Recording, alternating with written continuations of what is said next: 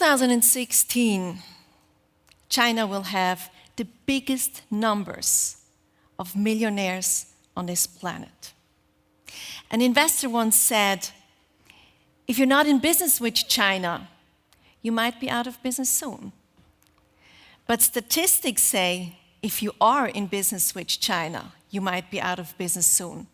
I heard Barbara once say, 70% of Swiss enterprises fail within the first 3 years. So is business making with China a mission impossible? And if so, what are the challenges we have to tackle, and what's that got to do with me?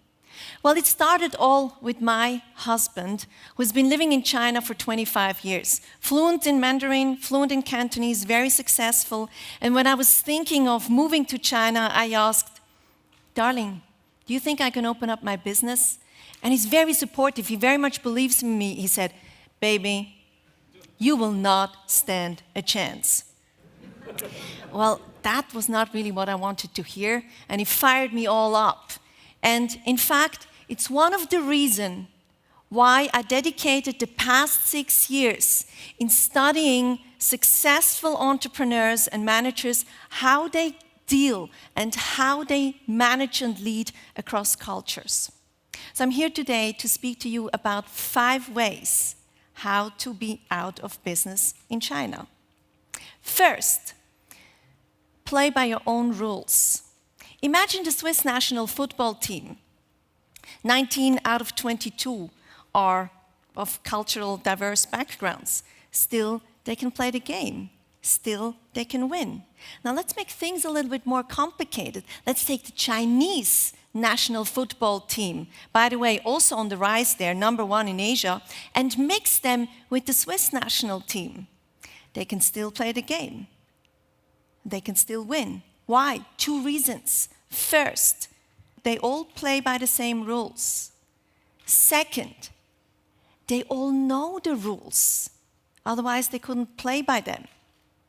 Now, if you put the same diversity into a meeting room and make them work on a project, chances are very high that they're going to fail. Why? 2 reasons. First, each of them is playing by their own rules. And second, nobody knows that everybody is playing by the same rules. So how can you win here? Culture is comprising all visible and invisible rules we have. And it immediately tells you what is right and what is wrong, and what is good and what is bad. And we learned that already as a baby. That's why it's so difficult to unlearn. So is now what we call cheating, is that good or bad? Well, I'll leave the answer to you in our culture. But in China, it's not called cheating. It's called being smarter. And that's a virtue. And it's copying the original. Right or wrong? Well, with us, it's an offense, right? But in China, it's a compliment. Copy the master until you become a master yourself. So if we want to win the game, we have to know the rules. The last speech of Nicole was for me the most valid and the most important contribution of the whole day, because we heard the whole day about market entries in China. Everything was based on facts and figures and numbers. Nobody talked about how important it is to actually pay attention to the cultural differences. This is what actually decides if you are successful. And for this, you just need to listen to Nicole, and the best is take a course with her. I'm very glad to attend Nicole's speech. It's really good to give the brilliant view about the Chinese and also Western culture. Nicole's speech was worth a half day or a full day training, and I can highly recommend her. It has been fantastic what Nicole has given us, and you cannot put a dollar sign behind the value that we have received.